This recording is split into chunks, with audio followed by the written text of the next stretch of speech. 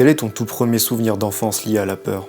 Je pense que mon tout premier souvenir d'enfance lié à la peur, c'est le film Ça, l'adaptation de Stephen King. Je l'avais vu avec mes frères quand j'étais très jeune. Et ouais, ça m'avait terrorisé pendant des années. J'ai eu très très peur des clowns. Si bien que j'avais des poupées qu'on m'avait offert, que ma grand-mère m'avait offert quand j'étais né, qui étaient des clowns. Il y en avait un qui jouait du violon et un autre avec un petit accordéon.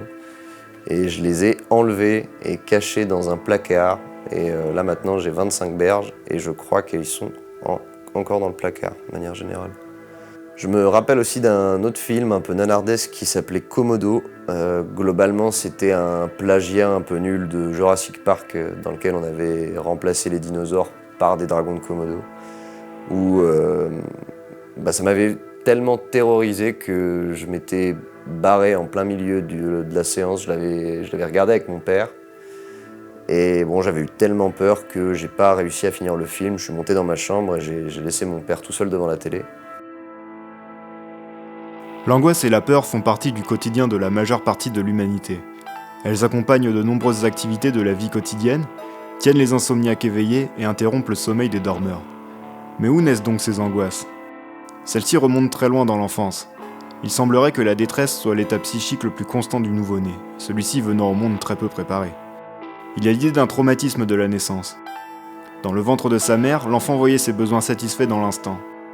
La transformation en un être à part entière rend son existence moins confortable et il n'hésitera pas à manifester son malaise bruyamment. Il se retrouve ainsi dans un monde nouveau, dans lequel il va devoir apprendre à faire le tri entre ce qui est bon et ce qui est mauvais pour lui, entre ce qui est dangereux et ce qui est rassurant. Dès la fin de sa première année, il aura déjà commencé à faire une sélection. Il intègre ainsi les êtres humains qui lui sont proches dans la catégorie du bon et rassurant. Il recherche leur présence car il est attaché à eux.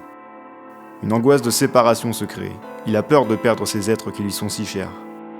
Lorsque le nourrisson est laissé seul, il aura tendance à créer des mécanismes de substitution, tels que sucer son pouce. Plus tard, il s'attachera à un objet tel qu'un ours en peluche qui lui servira de compagnon. Ces objets facilitent la transition d'un lieu à un autre lorsqu'ils sont confiés à des personnes différentes. Le pédiatre et psychanalyste Winnicott appellera ces mécanismes des phénomènes transitionnels. Dès l'âge de 4-5 ans, des représentations imaginaires telles que les voleurs, fantômes, sorcières, entre autres, deviennent une métaphore de ces peurs. Ils symbolisent la figure du séparateur. Le clown de Ça représente une de ces figures, venant séparer les jeunes enfants de leur famille à tout jamais. Quel était ton rapport à la peur durant l'enfance? Un peu conflictuel en vrai, dans le sens où j'étais vraiment effrayé par absolument tout ce qui existait. Mais en même temps, j'avais très très très envie de voir ce qui m'effrayait. Donc ça faisait que souvent je me confrontais à des trucs qui déjà n'étaient pas franchement de mon âge, mais qui en plus de ça, moi personnellement, me terrorisaient vraiment profondément à chaque fois. Mais pour je sais pas quelle raison, je pouvais pas m'empêcher de revenir dessus, de tenter de le voir malgré tout, d'y jouer, ou de voir mes frères y jouer, ou de voir des potes y jouer. Ce qui faisait que, du coup, je pense que vers le milieu de mon adolescence, j'ai commencé à vraiment comprendre que l'horreur, tout ce qui était effrayant, tout ce qui avait pour but de gêner les gens dans leur psychologie, en tout cas dans les médias, c'était le truc qui m'attirait le plus, quoi. Des adolescents interrogés sur leur rapport à la peur disaient « Je ressens un sentiment d'impuissance. Je suis comme un pantin, je suis à la merci de ce qui va m'arriver. Je ressens le peu que je suis. » Dès la petite enfance, le domaine de l'inconnu représente un terrain sur lequel se développent de nouvelles peurs. La peur notamment de tout ce qui menace son intégrité physique de par sa sensibilité à la douleur. Des images vont alors se développer, basées sur des représentations d'éléments naturels tels que l'eau ou le feu. Il y a ainsi cette peur d'être dévoré qui se développe fréquemment chez l'enfant, de par sa grande représentation dans le folklore et la mythologie, avec la figure du loup dans le petit chaperon rouge. Quand j'étais petite, j'avais toujours peur des loups, qu'ils viennent derrière moi. Et quand je vais dans la cuisine, je cours parce que j'ai peur qu'ils soient derrière moi. Parce que ça sort tout des grosses dents, et c'est le tout noir. C'est surtout moqueur. Ça se moque des petites filles dans le petit chaperon rouge. Mais il y avait tout plein d'autres figures inquiétantes comme ça. Moi, je me souviens, il y avait la baleine dans Pinocchio. Le passage où il se fait engloutir par la baleine, ça, c'est pareil, ça me terrifiait. C'est des trucs que je m'imaginais si ça m'arrivait à moi, mais... je me chierais dessus. Ce sont les mises en scène de la mort violente qui paraissent impressionner le plus les enfants. J'imagine d'ailleurs que beaucoup de gens sont encore traumatisés par la mort de la mère de Bambi. Notre représentation de la mort, en tant qu'adulte, est celle d'un événement inéluctable et irréversible. L'enfant n'arrive pas facilement à cette conclusion. Il lui faut faire la distinction entre l'acte de mourir, je suis en train de mourir, et le résultat, je suis mort. La confusion et l'inquiétude de l'enfant va alors se fixer sur ces différents aspects. J'aimerais voir quelqu'un mourir. Pas comment quand ils sont déjà morts, mais quand ils sont en train de mourir. Et puis je voudrais voir aussi comment ils sont quand ils sont morts. La peur est effrayante car elle est la révélation brusque des dangers inhérents à la condition humaine, à savoir l'isolement, la maladie, la mort. Elle possède une certaine dualité dans notre société. Montrer sa peur, c'est se trouver dans une situation d'infériorité. Faire peur permet de prendre l'ascendant. Beaucoup de rapports sociaux sont malheureusement basés sur cette dualité. On la retrouve dans beaucoup de jeux d'enfants. Ils éprouvent dès le plus jeune âge un plaisir à se raconter des histoires effrayantes. Ils pourront ainsi trouver dans les manifestations émotionnelles de l'épouvante un moyen de vaincre leur propre peur. D'après l'auteur-illustrateur Fabrice Boulanger, les enfants commencent à manifester de l'intérêt pour les histoires d'épouvante au moment où ils commencent à développer leurs propres peurs intimes, comme celle de l'abandon, du noir, des animaux ou des créatures étranges. Les histoires qui font peur peuvent avoir un pouvoir cathartique sur l'enfant qui est disposé à les écouter, à condition que ces dernières se terminent bien. En effet, l'enfant s'identifie au héros et fait de sa victoire la sienne. Le matériel destiné à faire peur attire souvent les enfants. Mais pourquoi ? Tous les enfants sont habités par différentes peurs, du noir, de l'abandon, des monstres, et les histoires mettant en scène ces peurs permettent, de par leur fin positive, de réconforter l'enfant, de dédramatiser ses craintes. Dans la littérature, les contes peuvent être considérés comme les premiers récits d'horreur. En effet, il faut savoir que les contes les plus connus, souvent ceux des frères Grimm ou de Charles Perrault, sont des versions édulcorées d'histoires que l'on contait à l'oral et dont le public visé à l'origine n'était pas forcément les enfants. Aujourd'hui, le thème de la peur se décline dans tous les genres de la littérature, tout en traitant de nombreux sujets. La peur du noir, de l'abandon, des monstres, mais aussi de la mort, de la séparation. Avant les livres, je pense que, du moins pour ce qui s'agit de notre génération, nos premières peurs se sont révélées notamment par les dessins animés. Les dessins animés regorgent d'images et de messages violents, monstres, sorcières, trahison, abandon. Pourtant, la peur est bénéfique pour l'enfant. Enfant, j'ai été marquée par plusieurs dessins animés. Alice au pays des merveilles, notamment par le chat avec son sourire trop denté, Taram et le chaudron magique, Le grand voyage de Chihiro, mais aussi Coraline en grandissant, ou encore le film Les Gremlins. Les dessins animés nous font traverser différentes émotions. Rire, pleurs, angoisse, peur. À partir d'1 an et demi, l'enfant reconnaît les émotions et vers 7 ans, il s'identifie au personnage et est capable de faire la distinction entre imaginaire et réalité. L'enfant intériorise ce qu'il voit et le projette dans sa propre vie. Les dessins animés évoquent les tabous, des situations douloureuses et des questionnements profonds en mettant en scène l'abandon, la trahison et la mort. Ainsi, dans les dessins animés, la peur est constructive. Elle doit être surmontée pour que le héros accomplisse son destin. Elle permet donc le développement des responsabilités. Par exemple, dans Le grand voyage de Chihiro, l'héroïne traverse un monde mystérieux et onirique, rempli d'esprits et de sorcières pour retrouver ses parents transformés en cochons. Dans ces mondes parallèles, les adultes sont pratiquement toujours absents. Le héros doit donc agir seul contre les difficultés.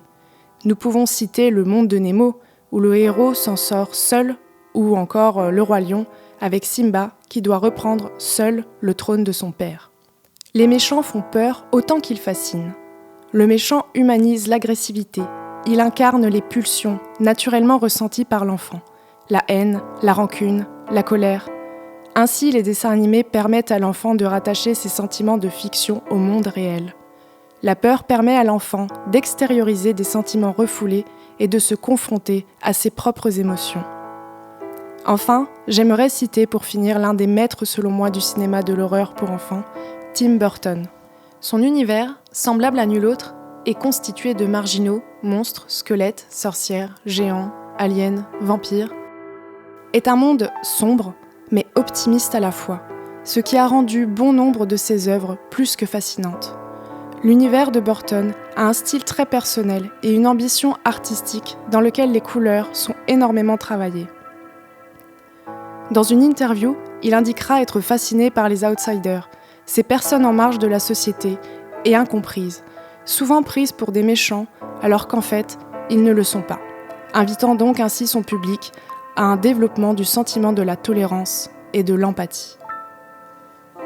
Le monde du jeu vidéo a lui aussi exploré le thème de l'épouvante chez les plus jeunes, parsemant quelques moments étranges ou malaisants dans des jeux habituellement plus colorés ou légers. Personnellement, le jeu qui a notamment marqué mon enfance fut Luigi's Mansion. Cet étrange mélange entre un survival horror et le monde de notre plombier préféré est réellement une de mes licences favorites depuis que je l'ai découverte au début des années 2000 sur notre GameCube familial. Luigi's Mansion était un des titres de lancement du petit cube bleu et jusqu'ici, rien de trop anormal nous saute aux yeux. Il est plutôt habituel que Nintendo utilise sa licence phare pour attirer les joueurs affamés de nouveautés sur leur nouvelle console. Cela dit, le fond de ce titre dénote énormément avec l'univers des deux frères plombiers puisqu'ils s'aventurent gentiment dans le survival horror. Parodiant allègrement Resident Evil et les mécaniques que celui-ci a mis en place, Luigi's Mansion nous met dans la peau de Luigi, qui semble avoir gagné un concours auquel il n'avait pourtant jamais participé. Le prix ? Une demeure, située au fin fond d'une forêt sombre et inhospitalière. Notre petit plombier vert est censé retrouver Mario devant le manoir le soir même. En arrivant sur place, Luigi se rend compte que son frère a disparu, que la maison ne ressemble en rien à la brochure et qu'elle ne semble pas si inhabitée que prévu. Après une première rencontre avec le mal hantant la demeure, Luigi fera la rencontre du docteur Igad, qui l'équipera d'un aspirateur capable de capturer les fantômes parasitant le manoir. Avec ce nouvel équipement, notre protagoniste moustachu se lancera sur les traces de son frère, tentant de comprendre par la même occasion qui se cache derrière la malédiction qui frappe la maison. Le jeu plonge le joueur dans un subtil mélange d'horreur, d'exploration, d'action et d'humour. Plus expérimental que les titres habituellement créés par Nintendo jusqu'ici, Luigi's Mansion fut une surprise très agréable pour tout possesseur de GameCube au début du nouveau millénaire, et une porte d'entrée pour beaucoup d'enfants dans le monde du survival horror, et plus généralement de l'épouvante. Dans le fond, je me demande, si j'étais jamais tombé sur ça étant petit ou Komodo, Inside Use et tant d'autres, est-ce que je serais devenu la personne que je suis actuellement ? L'adulte un peu perdu qui a du mal à s'intégrer, fan d'horreur et autres trucs bizarres. Les peurs seraient-elles un rite de passage obligatoire au développement de chacun ? Pourquoi sommes-nous toujours attirés par ce qui nous effraie ? Ces expériences, parfois traumatiques, nous font-elles vraiment grandir ? Nos peurs et notre angoisse sont faits de futilité et de sérieux. Nous nous soucions de réussir ou d'échouer, de notre statut social ou de l'avenir du monde, des malheurs lointains ou des rancœurs immédiates. Mais devant l'évidence de la solitude et des limites de l'existence, nos soucis ordinaires ne sont que de futiles rumeurs. Les peurs enfantines ne sont pas moins sérieuses, et elles sont tout autant nôtres, même si leur expression nous paraît parfois comique ou déconcertante. Ce que l'enfant craint réellement peut être autre que ce qu'il désigne comme redoutable. Il arrive alors que l'enfant nous montre ce que nous refusons de voir, et c'est en cela que notre vérité sort, parfois, de la bouche des enfants. Merci d'avoir suivi cette vidéo jusqu'à la fin. N'hésitez pas à vous abonner, lâcher un pouce bleu, voire même à nous donner vos avis en commentaire. On se dit à très bientôt pour un nouvel épisode de Zone Morte.